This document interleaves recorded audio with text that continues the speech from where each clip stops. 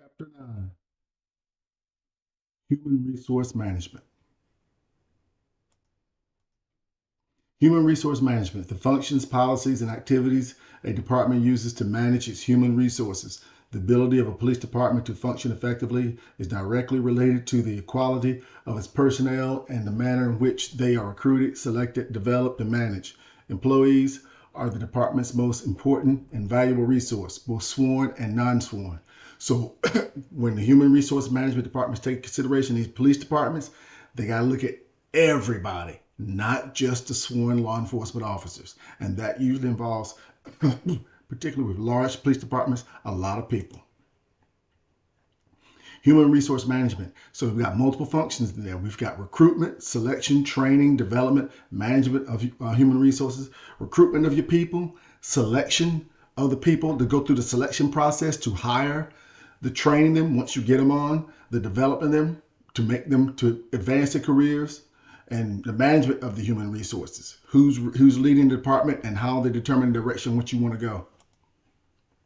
Authority for human resource policy is held by the department's chief executive, the mayor or the city manager, personnel administrator, personnel department, city council, civil service commission, department staff. So when you look at police departments, you're looking at some you have city police departments, some you have sheriff's offices, and also do you have to look at state police. So when you take all that consideration, you have these different levels of who's held responsible, who determines the policy, who determines the hiring, the firing, the works. For instance, a city's police chief is hired through a process that usually involves the mayor's office, personnel, city council, the works. A sheriff who's an executive of the sheriff's office, they are elected by the people. Different process. Manager's HR responsibility: understand and interpret personnel policies and procedures, create, maintain a qualified workforce, develop the skills and abilities of the employees. So basically, when you look at the manager's HR responsibility, they're the ones who have to determine what policies and procedures are going to be utilized. For instance, are some policies and procedures obsolete? Do they need to come up with new ones? Create, maintain a qualified workforce. They have to assess what do they need to do to have continual learning for their folks. Develop the skills and abilities of their employees. How do you develop your people to best be suited and qualified to do their jobs for today and into the future? Scientific management. So when it comes to HR, we got scientific management that goes back a long way. And some of the things that we still utilize today is based upon things that were discovered by sometimes centuries ago, over a century ago, a long time ago. So we're looking back and we can reflect on some of these theories and stuff and some of this scientific management.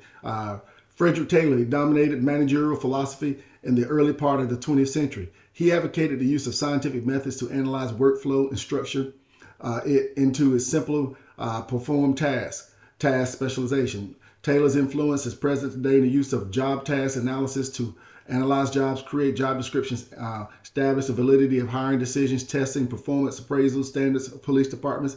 It is also reflected in the task specialization structure of many large urban police departments. So you see how far back in the early part of the 20th century, when we're looking at Frederick Taylor talk about task specialization. Okay, you don't just hire a bunch of people and say, okay, let's go do this. What he said is basically you need to hire a specific type of people for specific types of jobs to do specific types of tasks. Hawthorne studies. These discovered that employee productivity was affected not only by the way the job is designed and structured, but also by human, social, and psychological factors. Employees' feelings, emotions, sentiments were strongly affected by their work conditions such as group relationships, leadership styles, and support from management. These feelings have a significant impact on productivity and organizational effectiveness. The Hawthorne's findings led to the development of Human Relations School of Human Resource Management. So when under the Hawthorne stories, he's like, listen, people aren't robots. They're people. They have emotions, feelings, and all these other, and how you treat them, how you lead them, how you support them ultimately determines what type of employee you get, what type of productivity they can put out. The Human Relations School. So we have a shift to a more supportive approach to management. It is held that most employees desired to have a job that was worth doing and meaningful. Also desired were safe and secure work conditions, adequate pay and benefits, job security, and other things. So again, looking at this, it's like, well, how do we, when you looked at people who were in situations and organizations and things weren't so good and you looked at others, well, why is it working over here? Human Relations Schools was saying, look, there's a reason why. These people actually feel like they enjoy their jobs. They feel like what they're doing is meaningful. You provided a safe place for them, and you've got competent supervision, and you're nurturing the people, and you're treating them fair. Over the other place, when they weren't, they looked at it and found out, well, why are they not doing good? They felt like they were not getting paid properly. They were treated bad. They didn't have job security. Some of them felt like they worked in places that were not safe and were not secure. And subsequently, that was reflected in their output.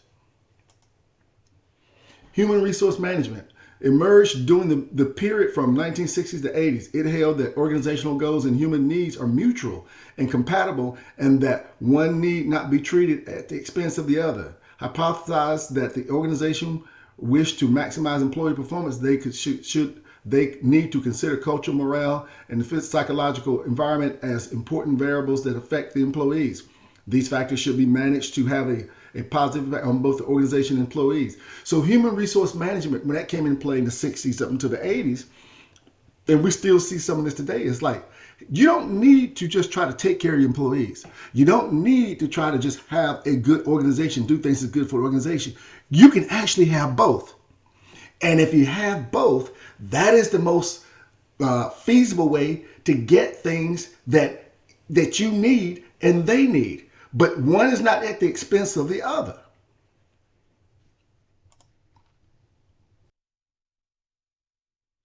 Strategic human resource management. Linking a department's personnel management with its strategic goals and objectives to improve organizational performance and develop a culture that fosters commitment, learning, and innovation. Administrative leadership has the responsibility to create human resource policy and practices that are intended to produce employee competencies and behavior. It is responsibility of the executive leadership team to structure human resource functions through the creation of an organizational philosophy and management practice that supports the department's goals. So again, linking a department's personnel management with its strategic goals. So this is what we refer to as alignment. Do you have the personnel management linked to strategic goals?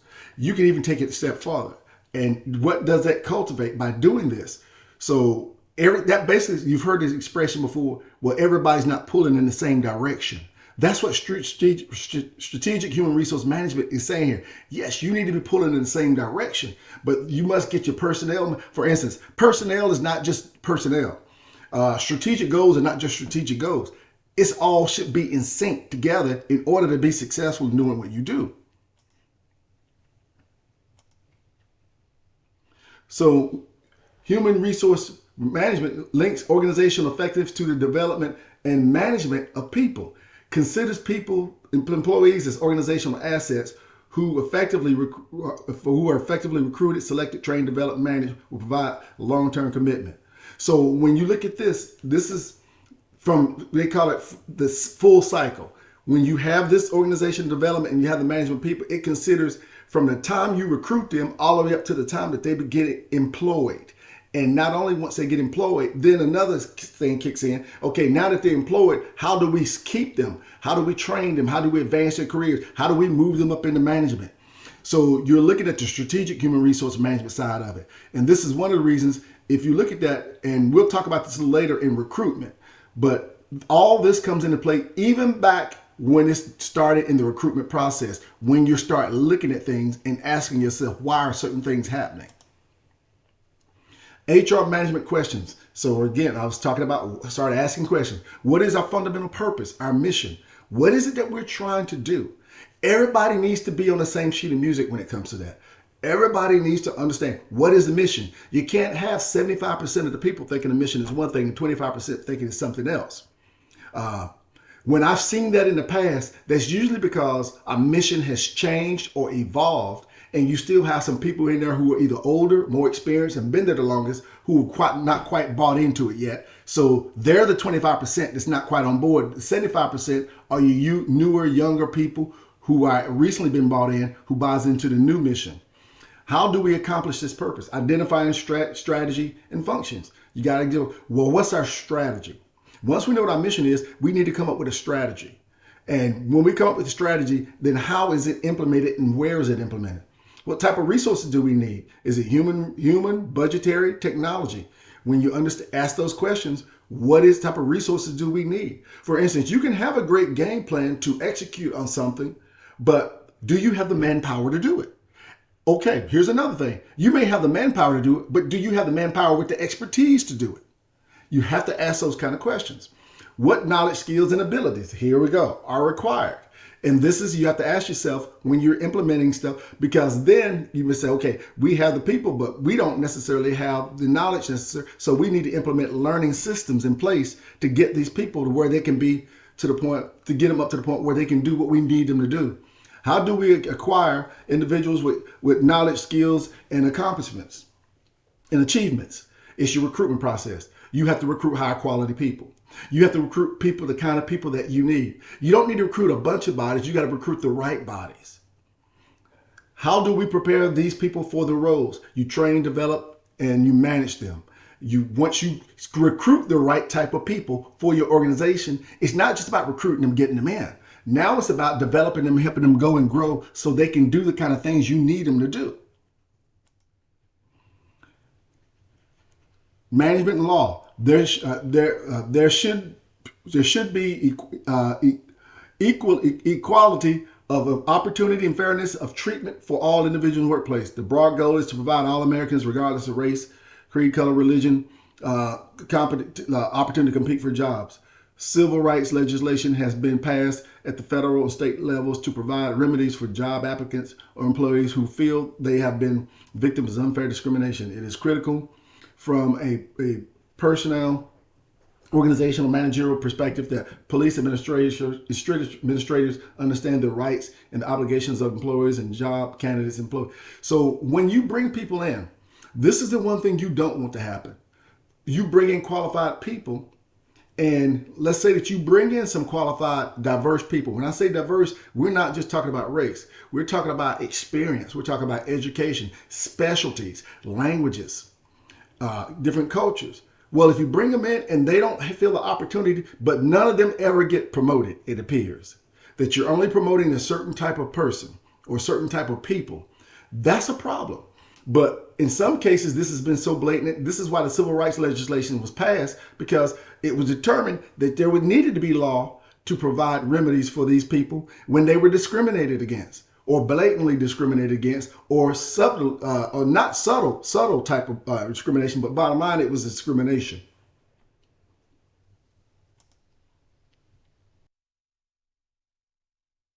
So when we look at equal employment legislation, so you see how far back we go when it comes to civil rights and rights of people, how far back it goes. So when we look at the Fifth Amendment, that was basically where no person shall be deprived of life, liberty, or property without due process. The 13th Amendment outlawed slavery. The 14th Amendment made it illegal for any state to make or enforce any law which abridges the privilege of immunities of citizens of the United States. Guarantees equal protection. Civil Rights Act of 1866 gives all persons the right to make and enforce contracts benefit from the law of the land. Civil Rights Act of 1871 granted all citizens the right to sue in federal court if they felt they had been deprived of any rights or privileges.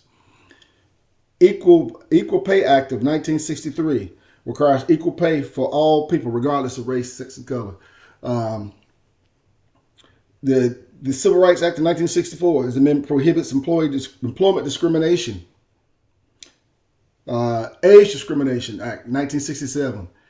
Equal Opportunity Act 1967 amended rights is responsible for receiving and investigating complaints of job applicants. Pregnancy discrimination. American with Disabilities Act. Civil Rights Act of 1991 amends the previous Civil Rights Acts. Sexual harassment. Family and Medical Leave Act of 1993 was passed because it was determined that, you had situations where people should be entitled to take family leave, to take care of family members. Fair Labor Standards, FLOSSA. And when you look at that, it's talking about workplace environment and stuff. How you establishes the minimum wage. That's it. It was the minimum wage. I couldn't remember it, but it was the minimum wage under the FLOSSA. And fair working standards.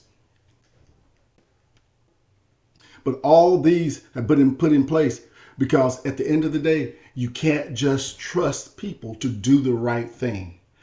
If people did, we wouldn't need to go all the way back to 1791 to start passing amendments to the Constitution, and so that we would protect people's rights when it comes to certain things. Recruitment. This is a very big and complex process, and it entails more than what most people think. Having been a recruiter in the military, having been a recruiter for the federal government, I can tell you there are a lot of moving parts, and we're going to discuss this now as we go through that. So the first step in the process of recruitment, the primary goal is the recruitment process is to generate a large pool of applicants for your department. Next is to get a qualified candidate out of that large pool. So to give you an example, if you recruit a large pool of candidates, let's say it's 50 people, large pool of candidates for a law enforcement agency for police officers. Of those 50, 15 of them might advance into the process to be considered qualified. Benefits of effective recruitment: lower rate of personnel turnover, fewer disciplinary problems, higher morale, better community relations, more efficient and effective services. So when you look at recruiting staffing shortfalls that plagued law enforcement agents across the United States during the 1990s have continued in the 21st century. So this is very important. You can hire a bad accountant and they'll just screw up some numbers, might mess up the budget or whatever else. If you hire bad people and put them in law enforcement and they're sworn officers, you have the potential to give somebody who's morally corrupt or somebody who's evil or somebody who's not lawful in their mind or not moral a badge and a gun to do.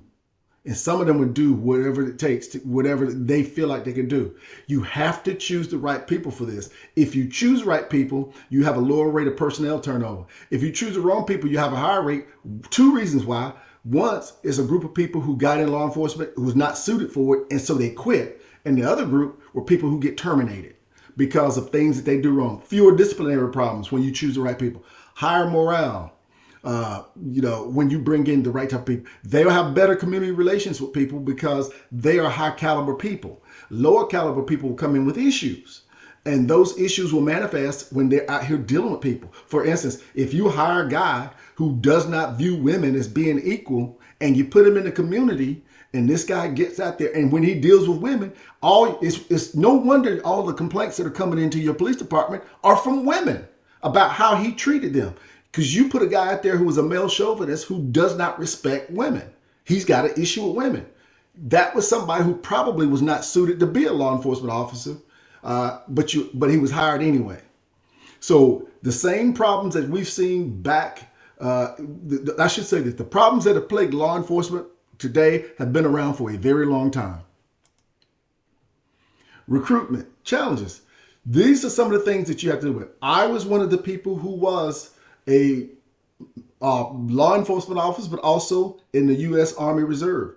Military call-ups, homeland security obligations, retirements, increased competition with business organizations, between departments and local. So you have this, as one recruiter once told me at a career fair, when I was recruiting for law enforcement for my agency at the federal government, another recruiter who was recruiting for a state agency told me, he says, well, here's the problem. We all in here, all the law enforcement agencies are competing for the same small group of candidates. And it was true. The numbers of qualified applicants have also diminished because of changes among today's youth, high levels of indebtedness, poor physical fitness, and higher obesity rates and drug use. Once upon a time, the numbers that local law enforcement would get for applicants were a lot. They used to get a lot more applicants than they do now. And as a result of the applicants, they get fewer applicants now. And some of the things that dismisses, that keeps people out of that is people going to college and getting into a lot of debt. Well, if he's $200,000 in debt from an undergraduate degree, he's probably can't afford to take a job making starting at $50,000 a year. All of this has resulted in police departments facing continual challenges to recruit qualified candidates, known as the cop crunch.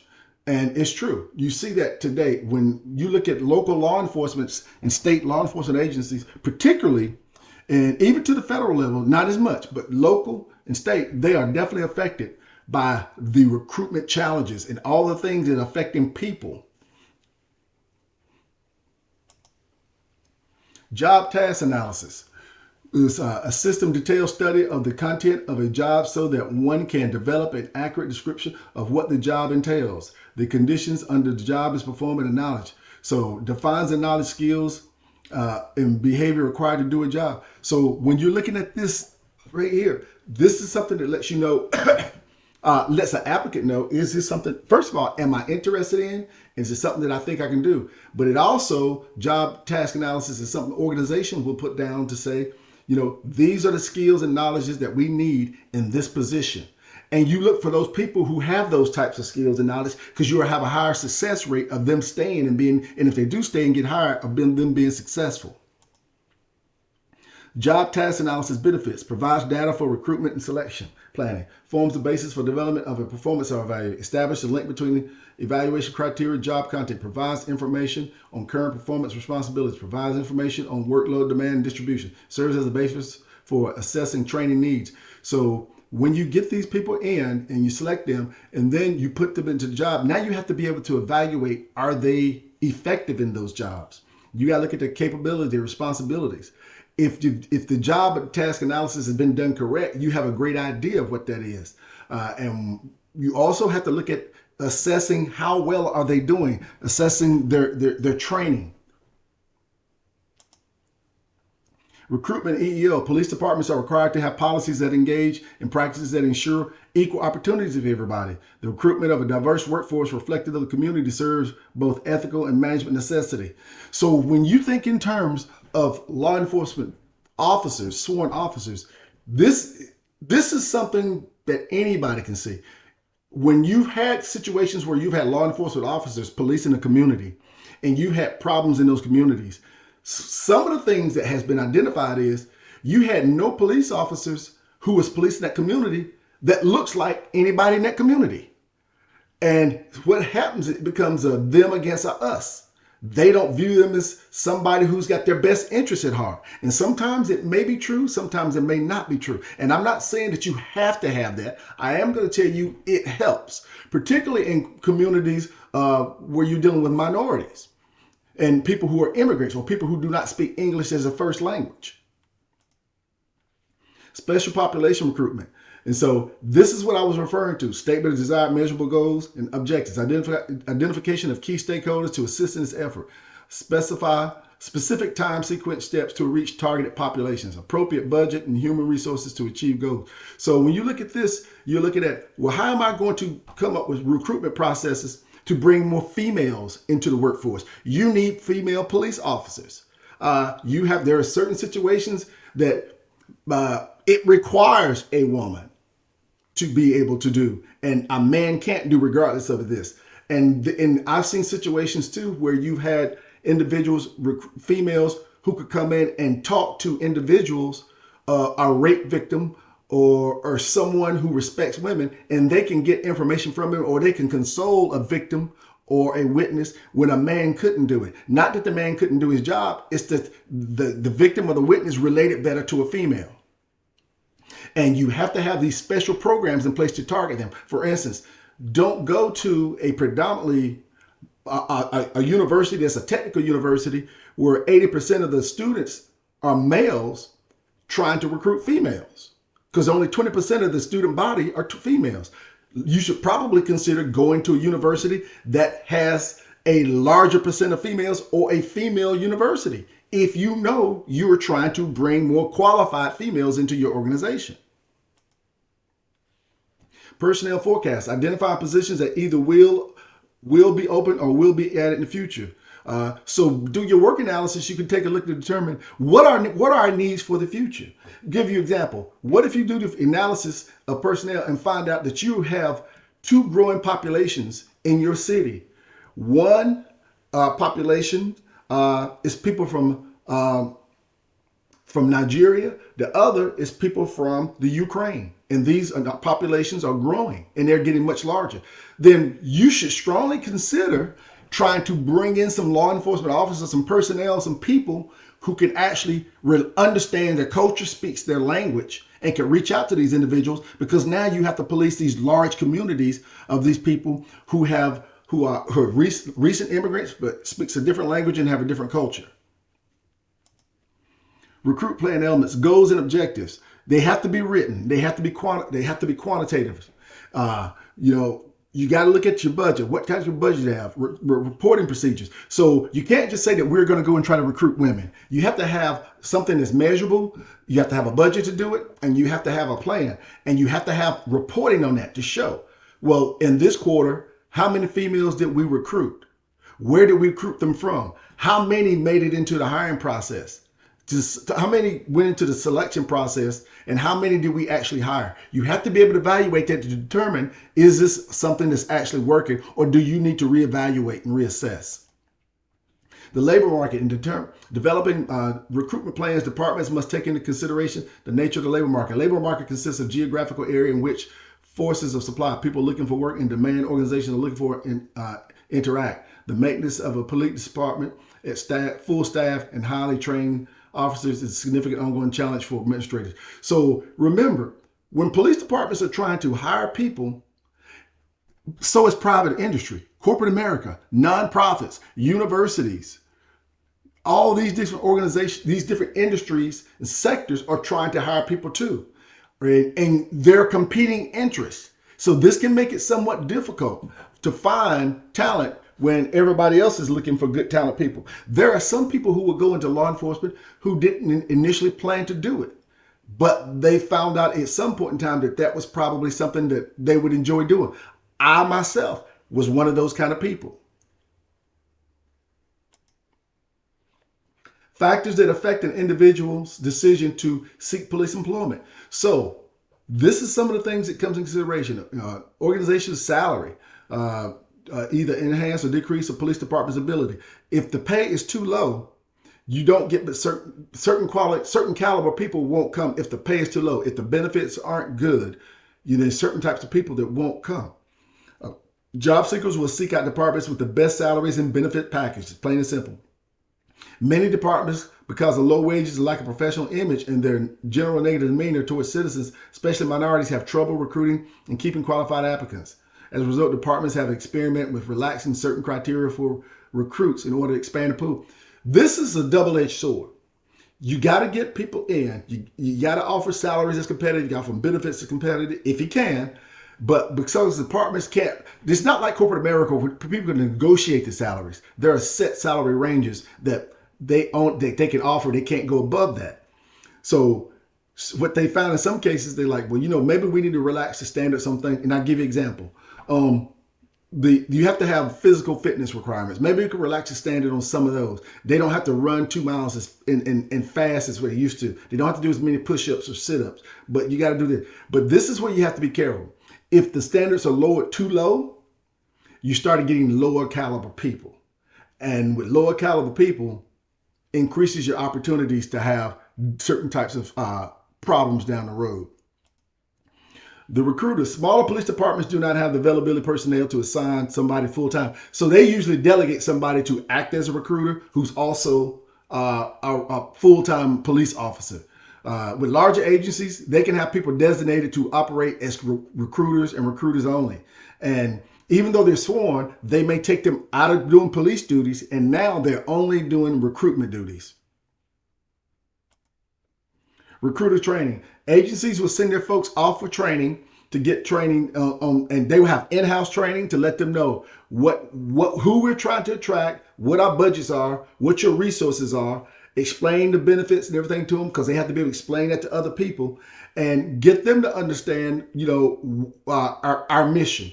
For instance, if they're trying to bring in They need more officers altogether. What's the biggest bang for the buck? The selection process. What type of people are we looking for? What type of situations are disqualifying, particularly when it comes to medical? They have to know this stuff, because when you're talking to people, people will ask those kind of questions, and you have to be prepared to tell them. One of the things a recruiter does not want to do is to give someone who's not fit physically or just not as a suitable candidate for various reasons, give them information to encourage them to pursue the position when they know that this person cannot advance in the process, or that person is not a good fit for the organization. So you have recruitment, you have brochures, you have the internet, you have television, you have radio, you have public service announcements, requests to university career planning place, working with universities, planning offices, referrals from current employees. This is something that's very big. Collaborating with other agencies. That is something that I found that can be very beneficial. Someone that might be a good fit for my agency might not be a good fit for my agency, might be a good fit for someone else's.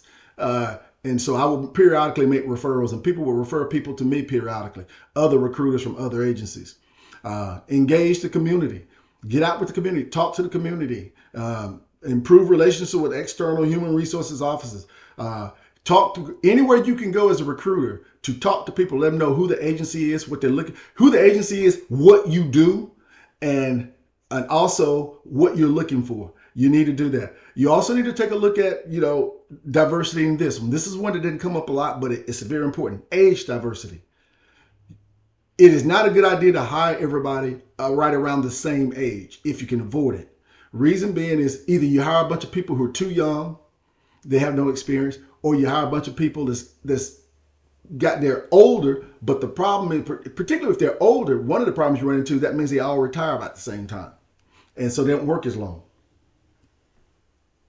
And you got to mentor the applicants in the process. You literally almost have, particularly if the good candidates and applicants come through, you hold their hand to walk them through the process to make sure that they don't fall by the wayside over a misunderstanding or lack of communication, or something that they may view as a lack of interest on your part.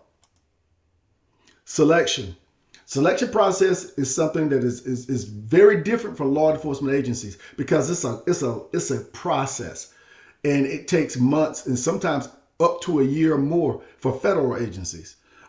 So you have to take a look at that. Jurisdictions different in variety of ways to conduct personnel selection. The process may be handled entirely by the police department, the merit board, civil service, or human resource department. So there's multiple ways, different agencies, depending upon what city someone lives in, what state they live in, determine which process they may use. But this selection process is something that they take very serious. But again, if they started with 50 applicants, they might end up with 10 to 15 who actually can get through the process, and might end up hiring 7 of those. The standards, you evaluate you have to use standards that are pretty much, they conform to legal administrative practices and procedures. They must be statistically valid as predictors of success in a position, and validity must be established through a job task analysis. So you have to take consideration when you're bringing people on that they're being properly compared to something that makes sense in layman's terms, and it must be valid. It can't be somebody's opinion. When you look at the validity, it has to be consistent with the job task analysis. I'll give you an example. If you look back at, and you look at the recruiters and HR, look at their washout rate or attrition rate, the number of people who don't make it through, and you see some patterns in there, which that may be telling you there are certain types of people that you should not be trying to recruit, because either they don't make it through the process or they don't stay with the agency if they do make it through. Components of the selection process. So this is why I told you the process is not like getting hired at IBM or Microsoft or Apple or Walmart. This is why. There's an application process you must go through. Then there's a written exam you must do. Then there's a physical test you must do. Then there's a polygraph, i.e. lie detector. And then you have assessment centers. You have drug testing. You have psychological examination, medical examination, background investigation, oral interview. And if you make it through all of that, then you get selected and you get offered a position. Then you have to go to police academy, and that's going to take several months to complete that. After you finish the police academy, then you go into a field training. You will be working with a senior level officer who helps you out in the field. And then you will have a probationary period, usually anywhere from 1 to 3 years, where this is when it's easier for them to terminate people. So this is where they say, okay, we keep you, everybody's on probation for 1 to 3 years, because if it doesn't work out, then we need a path to get rid of somebody legally. And that's why they have a probationary period. Selection procedures. Written directives describe all elements and activities of the selection process. So this is when you have selection procedures. It's written, it's understood, and everything is laid out in a sequence. You understand what it is. You can explain it to other individuals. And this is the kind of thing, this is why it's legal. So if somebody does not make it through the process, if they decide to sue you because they feel they've been wrong, you can come back and show, no, we followed the selection process. She went through the process that everybody else went through. She just didn't make it and she didn't like it. Therefore, she has no legal basis to sue you. Validity of selection process. So establish when the selection criteria is constructed from a job-related criteria that measures traits and characteristics of the position. So validity means that there is evidence that the criteria being used actually measures what is supposed to be measured. So this is basically the validity process is I can determine what somebody's supposed to do based upon this. This is what everybody's held to the same standard. It's not subjective. It's not, well, I thought that this guy wasn't going to do the job because it was my gut. No, you have the reason you know this guy was not doing the job because you have a process to go through, and it's been proven time and time again. And ultimately, it will stand up in a court of law if you ever get challenged. So content validity requires demonstrating that a direct relationship exists between the test and the actual job duties and responsibilities. So when you have the content criteria, means that significant correlation exists between the scores. Construct validity documents whether the criteria measures what it claims to measure. So this is for standardized testing in police departments. You have to show that it's content, criteria, and construct valid. There have been situations where some tests from some law enforcement agencies, they were determined to be racially biased, and they were challenged in court. And as a result, these test results were thrown out.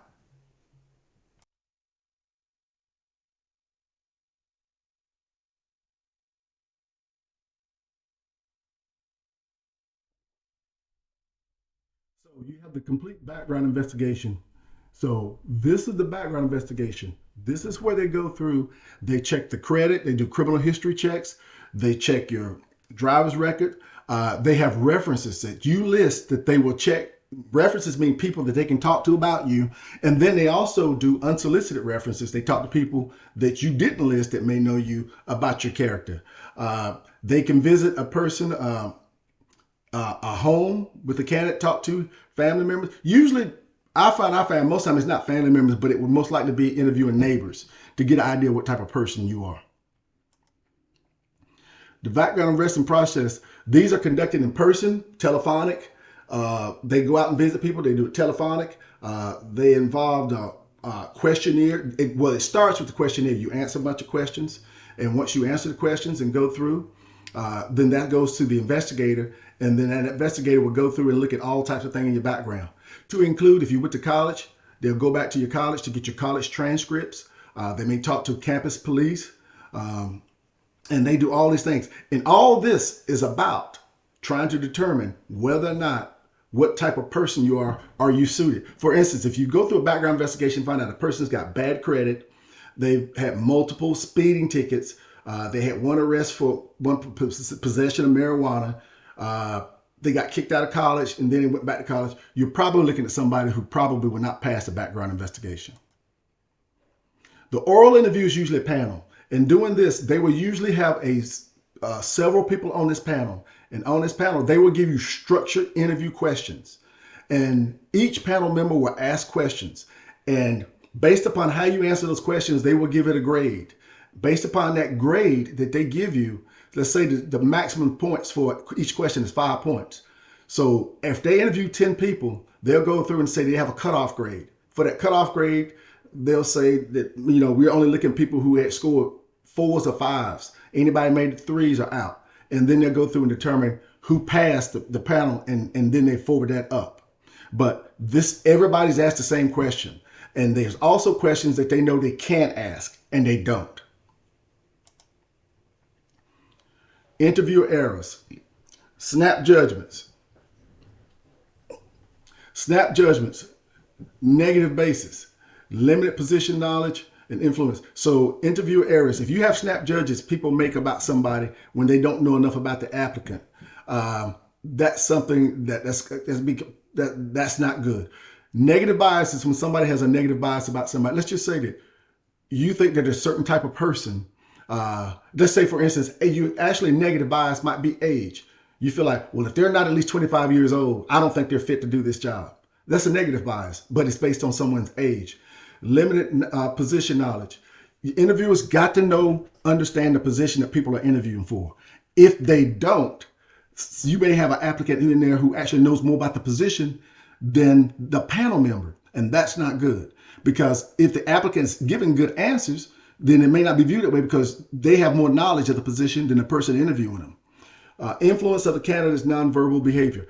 One of the things that interviewers are trained, law enforcement people are trained, sworn officers are trained to read body language. And body language sometimes is nonverbal. And what it says is this: your mouth is telling me one thing, but your body is telling me something else. And I'm listening to you, but I'm also reading your body. And in some cases, it can even tell me that you're lying. Properly conducted interview. It's a standardized process. Just as I described, uniform scale. All questions are raised by them should be answered. This is something that everybody gets the same thing. Again, with law enforcement agencies, the thing that they try to protect themselves against is liability, being sued for candidates saying that they were not treated fairly.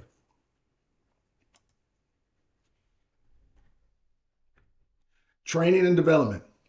Training is the activity undertaken to influence the knowledge, skills, and abilities of an organization of employees and managers.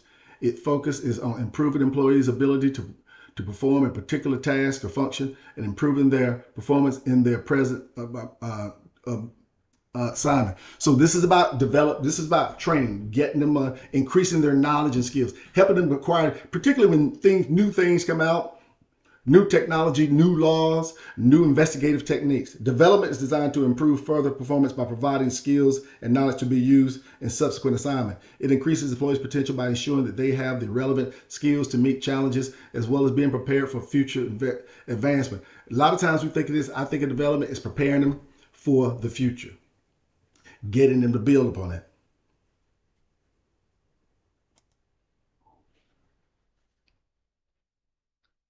So you have, in the roles that they play, assisting new employees. For instance, when you have training development play an important role, how it helps to assist new employees to become current on procedures, equipment, standards. Ensures that employees are aware of new laws and procedures, just what I said earlier in the previous slide. Ensures that everyone has the knowledge and skills and consistent with what they need to be able to do the job for today and for tomorrow. Failure to train, this is what I referred to earlier. Lawsuits. This refers when you don't have people who are properly trained. Some of the things you run into are potential lawsuits and liability. Remember, these are sworn people who work for the city. So when things go wrong with law enforcement officers, this is the city or the state are going to be sued. Not usually the officer, but his employer, his or her employer.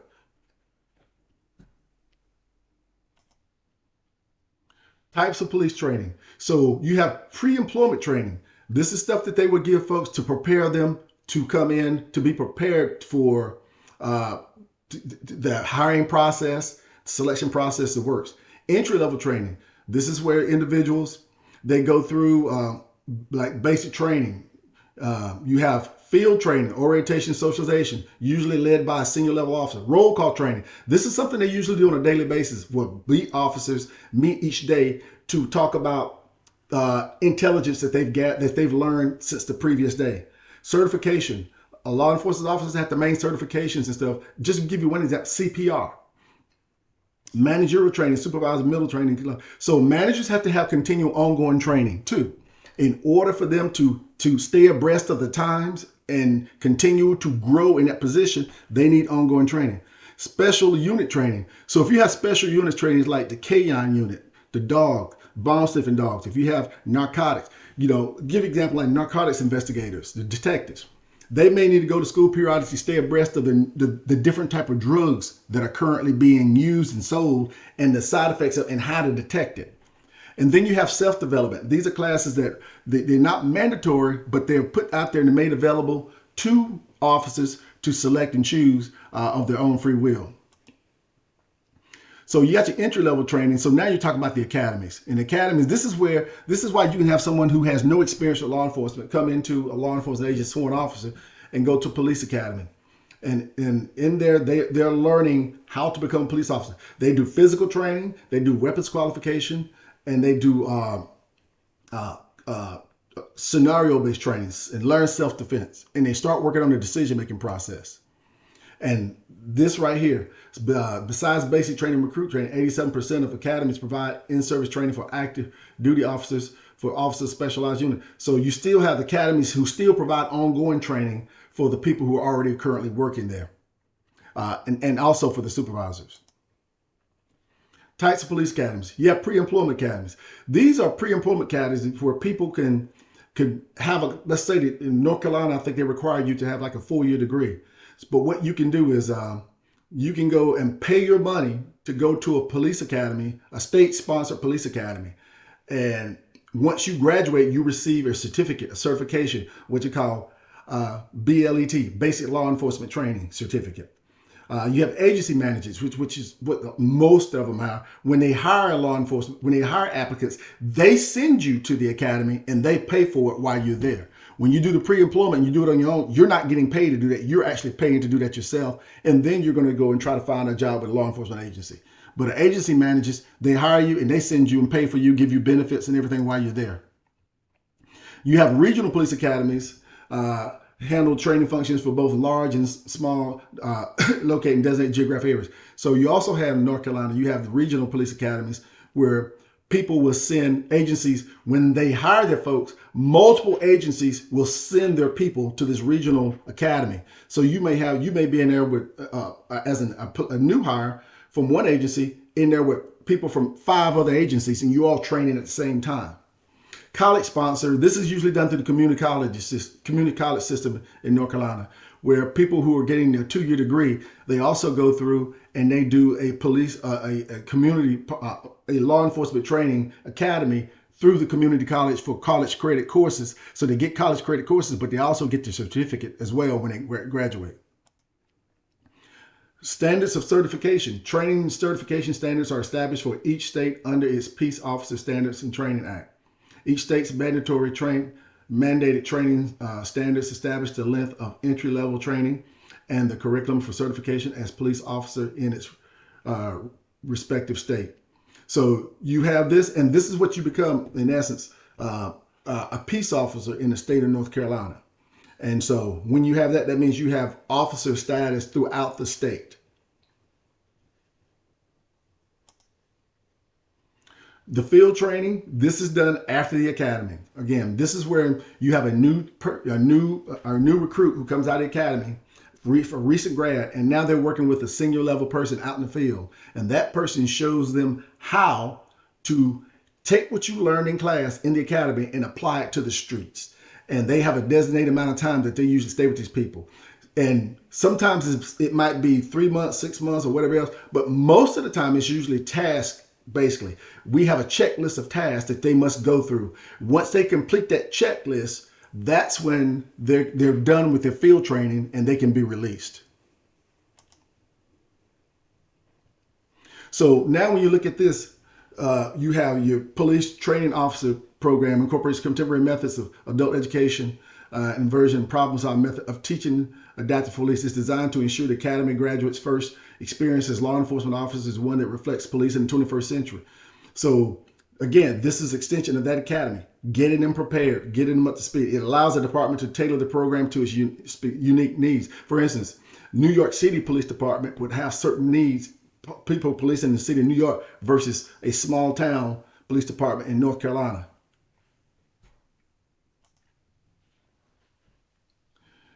Issues associated with the field training process. So sometimes you have organization orientation. Sometimes some organizations just don't have a good orientation. They don't. They're conducting their own training, but it's not up to what it should be. Socialization to the organization's culture. You have you got to get socialization to the organization's culture. Get them socialized, get them to understand the culture of the organization. You want them to be in line with that, not someone who's not and doesn't understand it. Selection of the field training officers. Just because someone is experienced doesn't mean they can be a field training officer. It takes certain type of people that can do that. First, I found is this: find people who want to do it. People who want to do it are much inclined to be a better field training officer for a new police officer than someone who's been told to do it or made to do it. So you got to get the right type of person.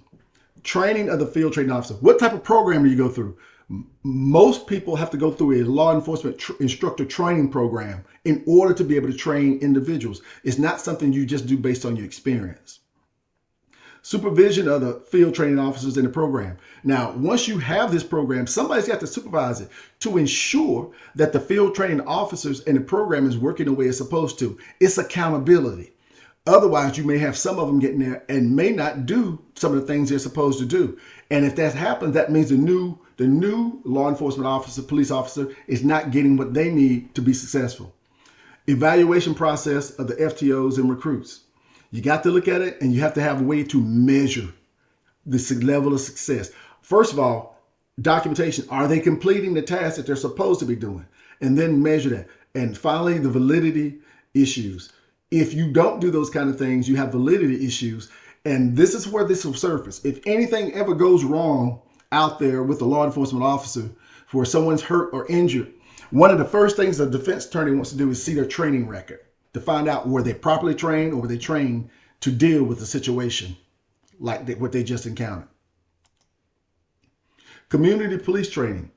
So this has to be a total adherence to understanding the community. So when you have this, entry level and field training programs must be altered to reflect new training goals. The recruit and in-service training cadre must share the philosophy and the goals of the department leadership, integrate them into the training.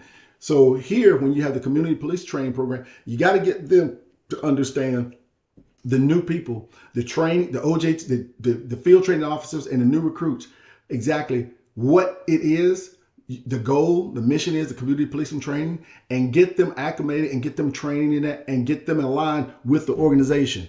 This is something that can be very difficult for some people, but it is something that has to take place.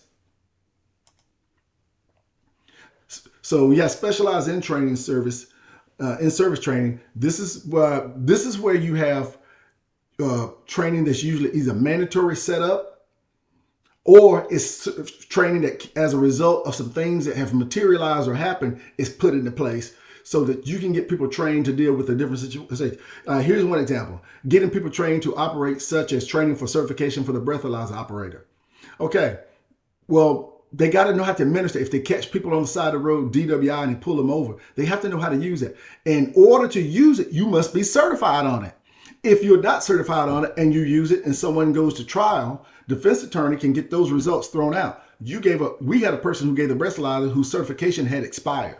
So it's an ongoing type of thing, not only with that type of stuff, but also with using the pepper spray, using your weapon. All these things is continuing in-service training.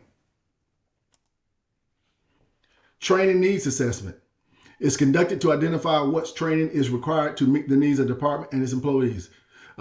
So when you look at the training needs assessment, again, that's always different for each police department and each location. What is it you need? For a give example, training needs, what if you have a major certain type of crime that's coming in as a result of immigrants who've come in and they're committing certain types of crime? Now you got to train your officers. Okay, first of all, to identify who might be doing that. How are they doing that? Why are they doing it? And how do they operate? So this is a training needs assessment. And that does happen periodically as people start seeing different crime trends or things along those lines. Like, understand, how do we deal with that? Because if you don't do that and people start dealing with it at random ways, this is what sets you up for litigation in event something goes to trial. Informational sources of employees' performance deficiencies and training needs. Supervisor, peer, self, 360 performance degrees, job related performance. So when you want to look at the information to find out how people are doing their job, a 360-degree performance review, let me explain to you what that is. This is when you talk to, let's say, a manager, a police sergeant who's a manager. You get to talk to people who work for him. You get to talk to people who work with him, his peers, and you get to talk to his superiors. That's 360 degrees to get an idea of how he does his job or how she does her job. Supervisor observations, observing how people are operating. Interviews with employees. And so when they do this, they're talking to all different types of people to try to figure out. Sometimes they would even talk to, let's say that they have a working relationship with community leaders and stuff like that. They may even talk to some of those people to figure out how is this person operating on a daily basis. So when we look at the principles of learning, we got motivation, relevance, transference, repetition, feedback, and positive reinforcement. So what's the motivation? Do you have people motivated to do what they need to do? Relevance and transference is enhanced when the training is directly related to work issues, problems, employee needs. Issues and problems related to the training subject should be openly discussed. Employees resolve the issue. Content can be made meaningful by summarizing material, ensuring the program uses familiar job-related examples to illustrate key points. So when you try to train people and you show them the relevance of some of the job, I always try to use job examples to train them. Repetition. This is how people get good at things. And you want law enforcement officers to be able to react a lot of times versus think. And repetition is how you do it. Feedback and positive reinforcement. Take feedback of what's going on with the police officers. And give feedback, but give positive reinforcement. Don't concentrate on the failures or shortcoming. Concentrate on the learning process. What did he learn? For instance, if a police officer did something and it wasn't the best way to handle it.